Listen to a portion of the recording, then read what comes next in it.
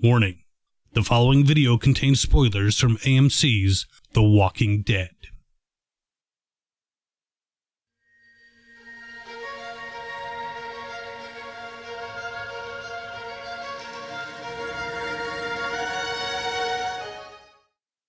Hi, they call me the Governor, and like many of you, I waited with great anticipation to see the season opener of Season 8. I expected all-out war, which we got, eventually. But don't think that this is a criticism. Putting plans into motion takes a bit of time, and apparently some speeches as well. Now, the scenes that weren't combat were interesting. King Ezekiel chatting with Jesus seemed to be a scene of biblical proportions. Father Gabriel and Rick talking before they headed out, a good exchange. Everything seemed to be in place, except the whole Carl walking around with a gas can scene. That was kind of strange. I can only assume he was looking for fuel for the big assault, though how much he was going to be able to gather with that one can, that's of questionable value. And then he encountered that lone survivor, Mr. Jabberjaw, who Rick chased away, and, well, at least Carl left him a gift later. Not sure exactly where that scene fits in, but I can only imagine it will have significance later. While they showed different pieces of the plan, at the end it came together nicely. Apparently, Negan wasn't exactly being proactive with this waging of war. Often the one who strikes first has the advantage. Then again, in that little discussion, Negan seemed mighty cocky about it. Perhaps he had put some forces in motion that could cause trouble for Rick and his merry band in the near future. Now, using biters to trap a foe and weaken them, that's a good move. Rick learned that from me. So the opening move seemed to be going Rick's way.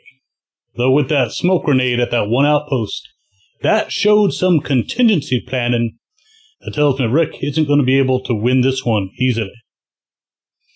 I did like this episode for the most part. A very different tone than last season's opener. No significant characters died. Rick's plan seemed to come together well, though they seem to be using a ton of ammo just to break a bunch of windows. I do find it hard to believe that Negan's people were just standing there looking out while those bullets were crashing in. It would have been real nice if they had some grenades. It was lovely seeing how Gregory was put in his place when he tried to order his people back to the hilltop. Though the good father decided that he needed to save Gregory, and of course he was repaid for his kindness with treachery. Meeting up with Negan while trying to hide from the biters, bad luck. Though the father was armed. Should have just shot Negan right there. I guess he didn't want to spoil it for Rick. But I do have to wonder about Rick's red eyes and the flash forwards to old Rick Grimes. I have a hard time believing that this is the actual future. Judith didn't quite seem to have grown old enough for him to be that old. And if it's a true vision of the future, well, it pretty much eliminates any worry that Rick, Michonne, or Carl will bite the dust. I'm not sure what these scenes are supposed to convey. I'm sure I'm not the only one wondering about it. Maybe it's just me, but I can't help but hope that this is a delusion Rick is having as he's dying or turning into a biter. We shall see. So while it was a decent season opener, there weren't any major events for people to anguish over. I did enjoy it, and it has raised my curiosity. It was nice to see some of the characters that are less in the forefront getting some face time. Eric, Tobin, Francine, Eduardo, Andy, Daniel. It's really getting to the point that there are almost too many characters to keep track of. But I rate this as a good season opener. Not great, but good enough that I want to see more, which is its job. check out the links to various videos that show up at the end of this one.